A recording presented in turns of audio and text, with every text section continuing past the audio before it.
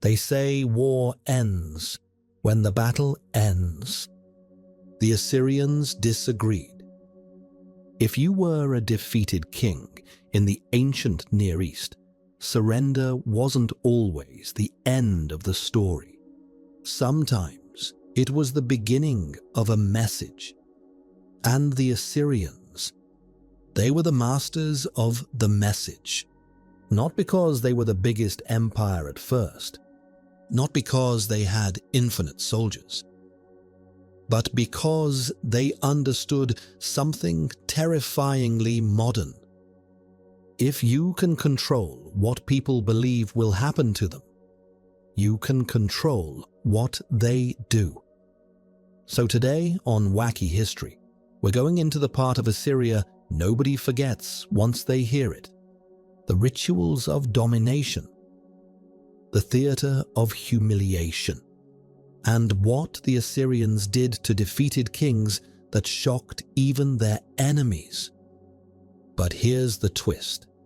This wasn't chaos. It wasn't just cruelty for fun. It was strategy, cold, deliberate, repeatable. And by the end, you'll see why the Assyrians didn't just conquer cities. They conquered decision-making. Welcome back to Wacky History, where the past is real, the people are unhinged, and the good old days are usually a lie. Now, before we talk about what happened to defeated kings, we need to understand the world the Assyrians came from. Because Assyria wasn't born as a monster empire. It grew into one. Picture the ancient Near East like a crowded neighborhood of powerful city-states and kingdoms. Babylonians, Elamites, Urartu in the north, Aramean states everywhere, Levantine kingdoms along the coast, and Egypt lurking in the background like, don't forget about me. This isn't a clean, modern map. Borders shift, alliances flip, kings swear loyalty and break it the next season. In that world, your reputation wasn't branding. It was survival. And Assyria, especially in the Neo-Assyrian era, built a reputation so loud that it traveled faster than their armies. So let's set the scene. Imagine you're a king of a medium-sized kingdom. You've got walls. You've got chariots. You've got that one confident general who keeps saying they're not coming this far. Then the scouts return. And their faces have changed. They don't just report an army. They report the Assyrian army. And suddenly, your stomach drops because you can almost see it before you see it. A low dust cloud on the horizon. The glint of metal in the sun. War drums beating a pace that doesn't speed up or slow down, like a machine walking. And it's not just soldiers. It's a moving city. Carts, animals, engineers hauling timber and ropes, specialists, dragging parts that can only mean one thing.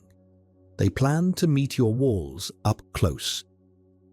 Even worse, you can spot the scribes, because yes, they bring scribes, walking alongside the columns, counting, recording, turning your future into a written report. And that sentence means something specific. It means engineers, siege ramps, battering rams, archers trained to fire in volleys, cavalry moving like a machine. It means supply lines, actual logistics, so they can stay outside your walls for months without starving. It means scribes too, because the Assyrians didn't just conquer, they documented. And this is where Assyria gets extra terrifying, because they didn't just record victories, they curated them. Picture walking into an Assyrian palace. The walls aren't decorated with landscapes or pretty patterns. They're decorated with conquest. Reliefs show kings being led like captives. Ropes, collars, chains. Not because the Assyrians needed to restrain them. These kings were already defeated. It's because the restraint itself was the point. To an ancient audience, a king in chains wasn't just a man losing a war. It was the universe being reordered. And the audience wasn't only Assyrian citizens. Foreign envoys saw these walls. Tribute delegations saw these walls. Vassal rulers saw these walls. It was like walking into a building where the decor is a warning label. And here's the genius. It kept working even when the army wasn't there. Because the palace became a memory factory. You leave that room and go home. And you don't just remember you lost. You remember what your enemy does to kings. And once a ruler has that image in their head, the next time Assyria demands tribute, it doesn't feel like a negotiation. It feels like a choice between money and humiliation. This is important because if you want terror to spread, you don't rely on rumor. You publish it. Assyrian kings didn't hide the ugly parts. They put them on display and dared the world to look away. So when your city falls, and many did, the Assyrians face a choice. They can kill you quickly, or they can use you. And this is where defeated kings enter the story. Because in the Assyrian world, a king wasn't just a person. A king was a symbol, a walking flag, a living promise that the gods were on your side. So if you crush a king publicly, you crush the idea that resistance is protected by anything divine. Now, here's the extra layer people miss. Assyria didn't just conquer with swords and siege engines. They conquered with administration. They standardized tribute. They move populations. They install governors. They rebuild conquered zones into something that feeds the empire. So, when they break a king, it isn't a random moment of rage. It's the opening move of the next phase, control. And that control had an ideology behind it. Assyrian rulers often presented themselves as the chosen agents of their chief god, power granted from above, expansion framed as cosmic order. Which means the humiliation of a defeated king wasn't only political. It was religious theater. It said, "My God is stronger than yours." And now, the whole region is going to watch you admit it. Now, let's talk about what the Assyrians did that shocked even their enemies. First, humiliation as ceremony. Assyrian art and royal texts repeatedly show defeated rulers brought before the Assyrian king. Not as equals, not as honorable foes, as trophies. Kings who once sat on thrones were made to kneel, to bow, to touch the ground. And to ancient audiences, that wasn't just disrespect. That was cosmic. Because a king's body had meaning. His posture was political theology. A king on his knees said, "My gods didn't save me. My power is gone. Your future is my fate." Second, public display. The Assyrians were not shy about parading defeated rulers, bringing them through cities, making sure people saw the outcome. Because if you can make surrender visible, you reduce the need for the next war. Third, and this is where it gets infamous, punishments that were meant to echo. Assyrian royal inscriptions boast about harsh treatment for rebels and enemy leaders. And we have to be careful here, because royal inscriptions are propaganda. They exaggerate. They brag. They're basically ancient. "Look how tough I am," posts carved into stone. But propaganda still tells you what they wanted the world to believe. And what they wanted the world to believe was, if you resist us, your status won't protect you. So what kinds of defeated king outcomes are we talking about? Public humiliation,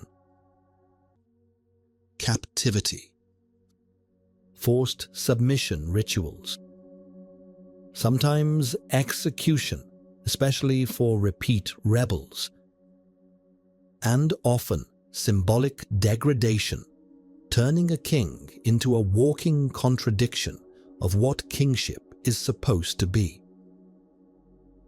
Because here's the key, it wasn't only about the king. It was about every other king watching. Your average farmer doesn't decide foreign policy. Rival rulers do. Assyria wasn't just fighting cities. They were fighting coalition math. If 10 kings were thinking about teaming up, the Assyrians wanted those 10 kings to picture themselves in chains first. Now we get to one of the most shocking ideas associated with Assyrian dominance, one that rattled even other ancient powers: the humiliation of kings as performance. Some depictions show defeated rulers being handled like objects, led, controlled, displayed, so the crowd doesn't just hear the message, they feel it. The point wasn't efficiency. It was inversion. It said, "You were above everyone. Now you are beneath everyone." And in a world where kingship was sacred, that was psychological annihilation. But the Assyrians didn't rely on one trick. They built an entire system. Here's how the system worked, step by step, like an empire assembly line. You resist, the Assyrians arrive. They besiege with engineered violence. They make an example of leadership. They deport populations to break local identity and prevent future rebellion. They resettle other groups in your land. They install a loyal governor or a vassal king. They extract tribute. They leave behind monuments and stories so the fear stays after the soldiers leave. That last part is everything. Because the Assyrians didn't want to occupy every inch of land with troops forever. They wanted your imagination to occupy it for them. Now, let's zoom in on the defeated king again.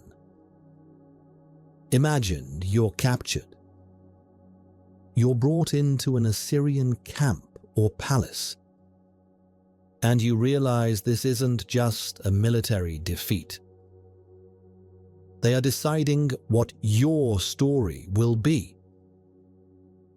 In many ancient cultures, kings tried to control their legacy, monuments, inscriptions, temples. Assyria flips that. They take your legacy and rewrite it on their walls.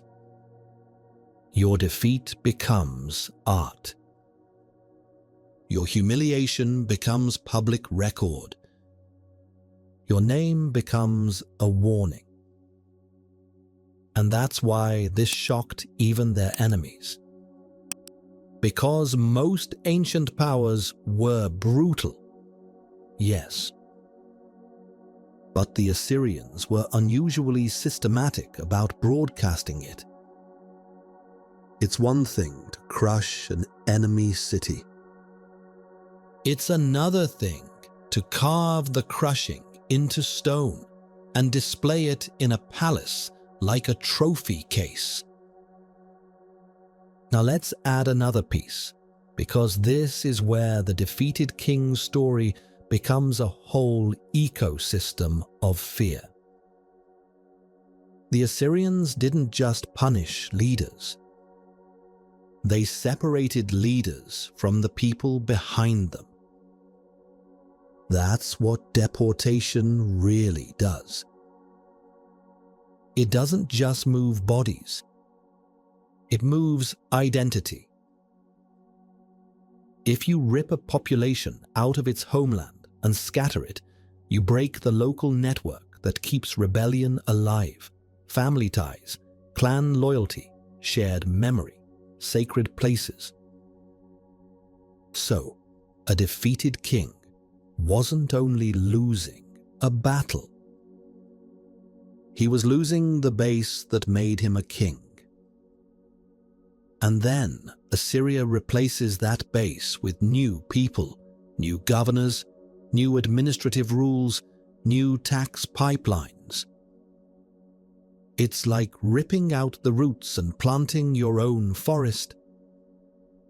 Which means, after an Assyrian conquest, even if you somehow escaped, even if you tried to come back, the kingdom you ruled might not exist anymore in any recognizable way. And here's the truly diabolical part. It makes the smart option obvious. Surrender early, pay tribute, keep your throne as a vassal. Resist, and you risk becoming an example and watching your kingdom get turned into an Assyrian province. So the defeated king becomes the hinge point. The lesson everyone learns from. Now, let's talk about mercy. Because yes, the Assyrians used mercy, and that's part of what made them effective. If a king surrendered early, paid tribute, sent hostages, delivered horses, metals, grain, the Assyrians could keep him in place. Which means the fear wasn't constant chaos. It was conditional.